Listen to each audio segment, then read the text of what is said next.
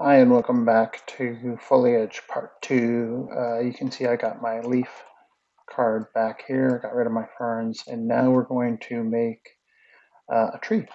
So I'm going to select this cylinder, which already has UV mapping on it, right? When you create a cylinder from the primitive pack, it already comes with UV maps. If I come up here and I look in the UV editor, you can see there's my cylinder map. It's got two caps and a middle part. We actually don't care about these parts today. So maybe what we should do, since we're in here, I'm going to delete these parts out and grab this. I'm going to maximize this. I either have to maximize it here or maximize it in the scene. So remember, when you put a UV material on, it um, fills up one of these whole squares, right? And so I have a material that I'm going to put on here that I want to have as much of it as possible. So before I even manipulate this object, I'm going to put a material on it, a new material. Go back to rendering and select a standard surface material. And under color, I'm going to go to file. And I'm going to navigate to my material. And this one is called, I thought it was called tree. Where did I put it? No, leaf, fern, leaf, tree. Oh, it's a JPEG. It's fine if it's a JPEG. Okay, and then you can see when I put it on there, it now has that bark look on it. I'm going to do one more thing here, just because we can.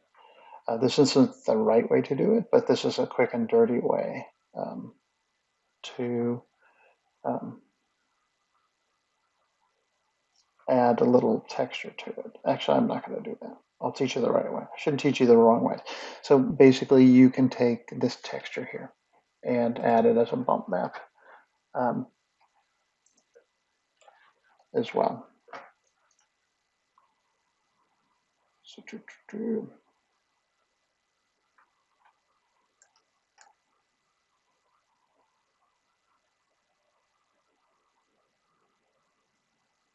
normal, so I can go color out to the normal channel, and it'll give it a bit of a bump.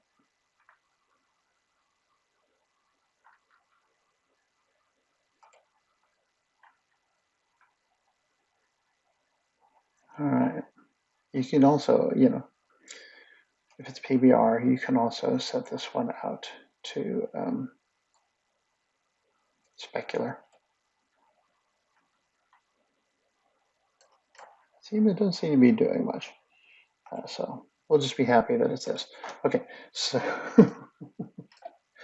it might be that I'm using a standard shader, not a standard AI shader. So the first thing we're going to do is I need a pointy top on this. I'm going to select the entire top and hit this button here, which is weld everything selected. And then in vertex, I'm going to make this kind of like a pencil shape. I want this to be kind of rough because we're replicating a living thing. So living things are generally not perfect. So you can do stuff like this, kind of give it a bit of a wiggle.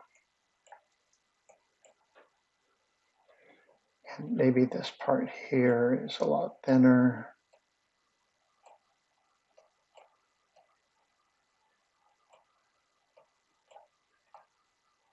You can also rotate these a little bit. So basically you want the contour, the contour of, switch to total, now back to object. You want the contour to go around the shape towards you. All right. Since this is going to be the base of the tree, I'll scale this way up. Put it slightly below the ground. And then I'm just going to duplicate it. I'll scale it down, keep that same shape. I'm going to rotate it around a little bit. and stick it in the side like that. I can go back to my vertexes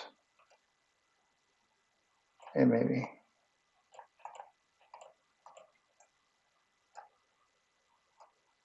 give them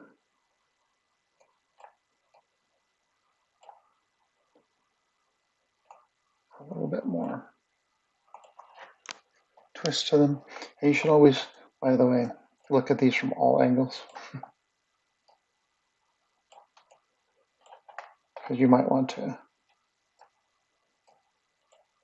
do some sideways stuff like this, right? It is a tree. We can't have it just be going in one direction. Great. Okay.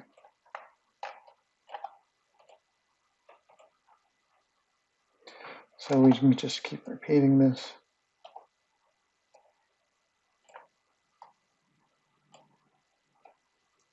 And you can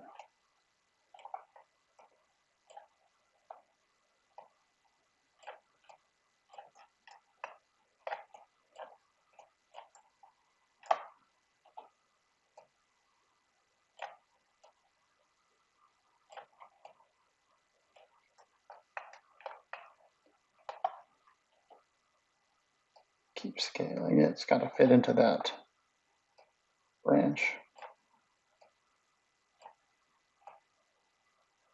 Right? It can't go through or whatever. Okay. There's one.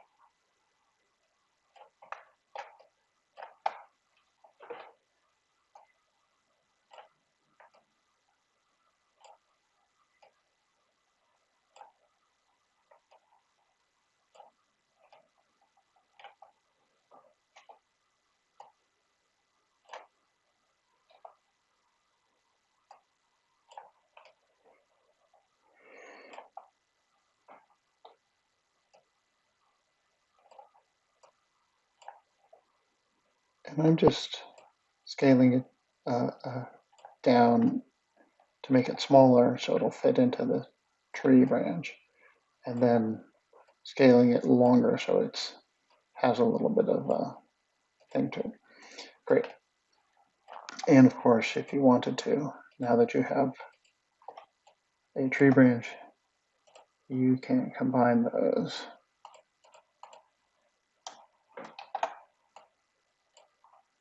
And then use this fork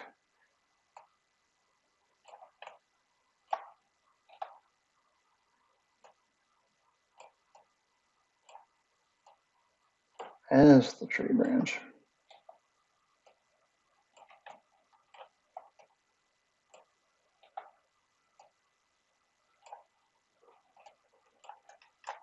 And you can just keep doubling down.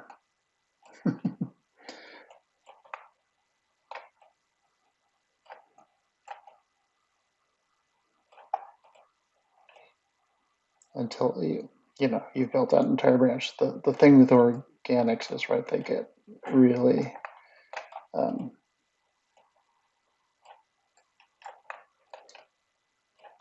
complicated. So if you can build one thing and then use that one thing, it's that whole system again. Build one thing and then use that one thing again.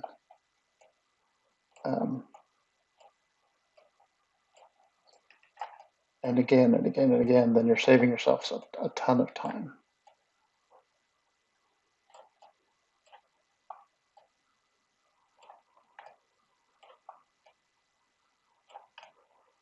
It's kind of hard because you have to visually do it.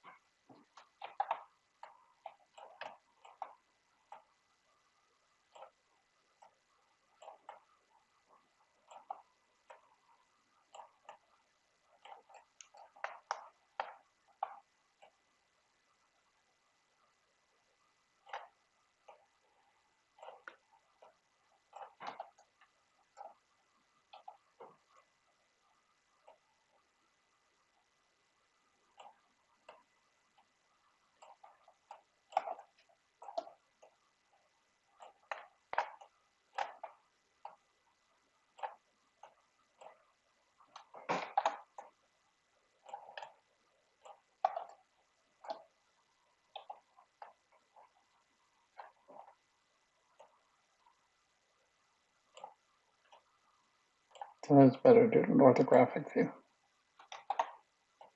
somehow.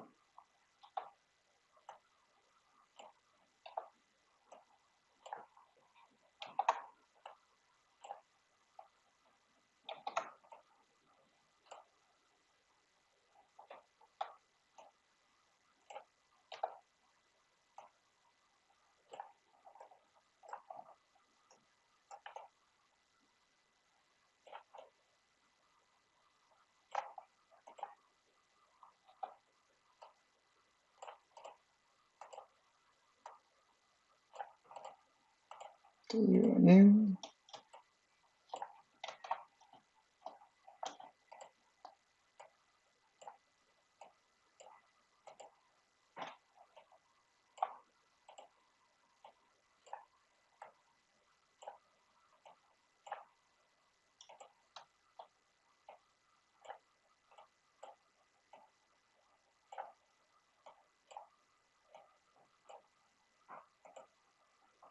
All right.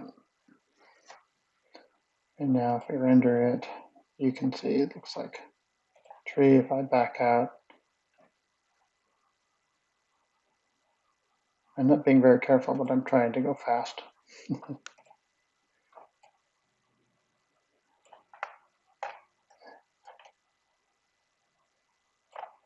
Normally you'd meticulously place each of these leaves on the tip of one of those things. And it's not bad. Okay. Now if I take all of these, right, and create one thing.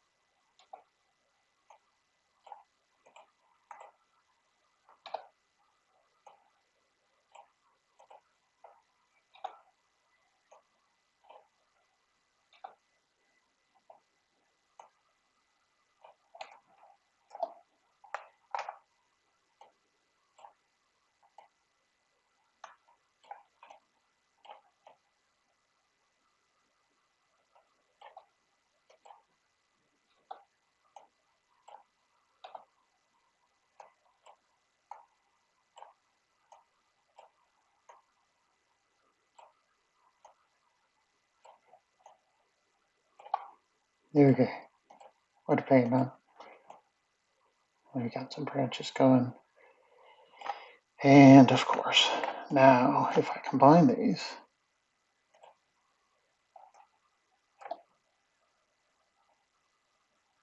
I move the pivot right in the middle.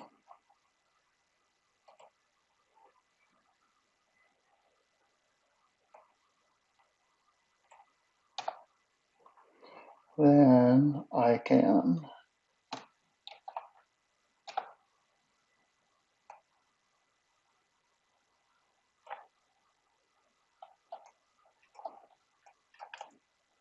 and this is sort of how procedural trees work, where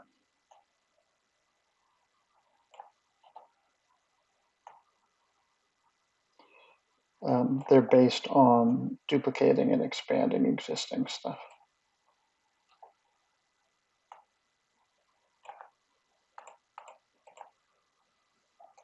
That better because my pivot's way down the bottom.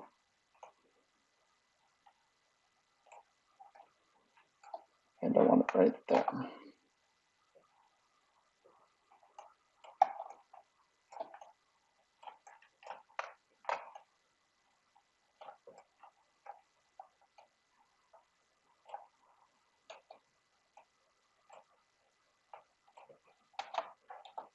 Take it a little smaller so they all fit in there.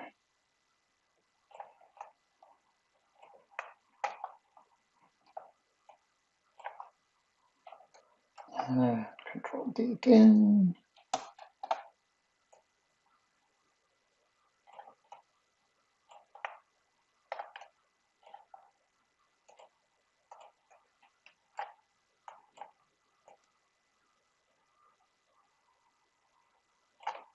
There we go. And most likely we would just put a leaf on that. But you can see how very quickly you can make a tree.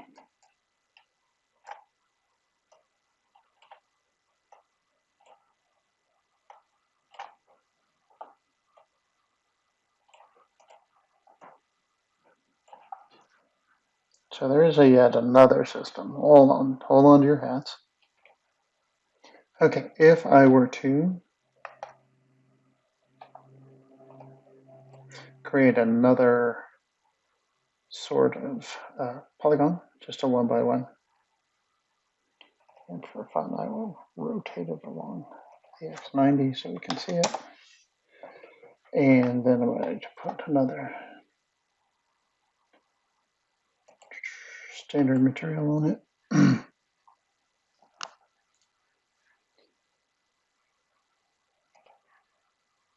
In the color thing, navigate to my desktop, and I have sitting on my desktop a texture called tree branch. And so now, in addition to having actual geometry and cards, right? And I'm sorry, I couldn't find a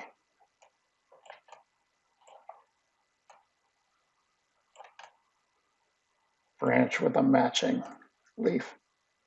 I should have worked harder at this. Because ideally, that's what you would do.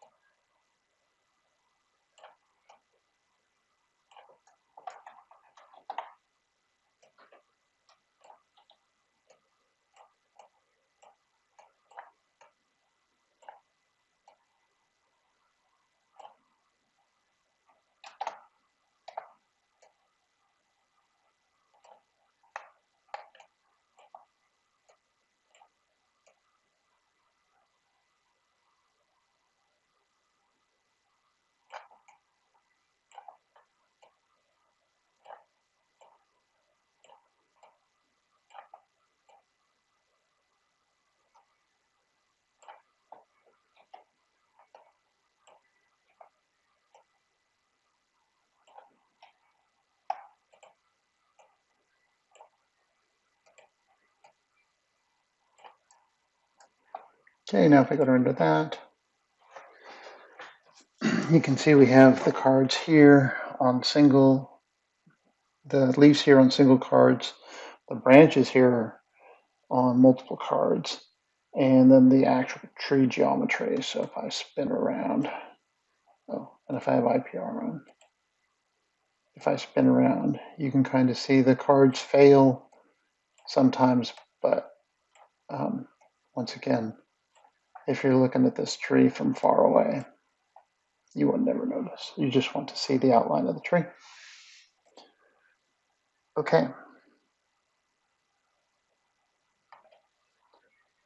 The one last little thing I want to show you is the Photoshop files for these. As you can see, this is a .png, which means it has a transparent background. So if you see these little checkerboards behind here, that means that it has no background. It's all been cut out. And you can download these from the internet, and I'll put some in there so you can see what they look like. But a JPEG won't work. Usually only a PNG or a TIFF have, or TGA can have a transparent background like this. PNGs are the easiest to work with. If I were to create a new layer here and drop that down below, you can see if I color it in,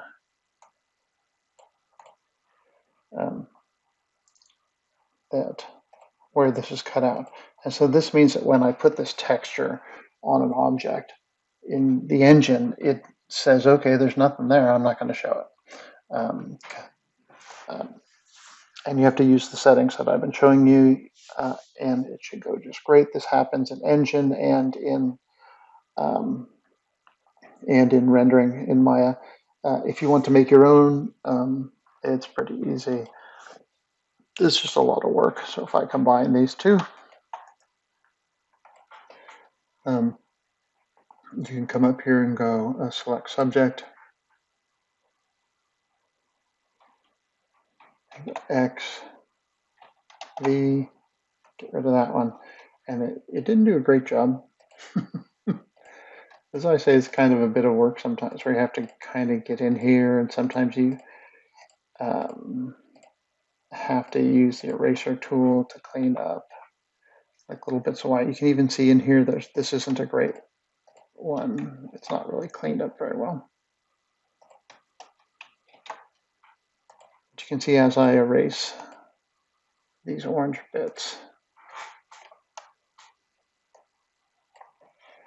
it leaves the transparency behind, and that's what you want when you're making cards, is a transparent background. Cool. All right, that's how to make a tree.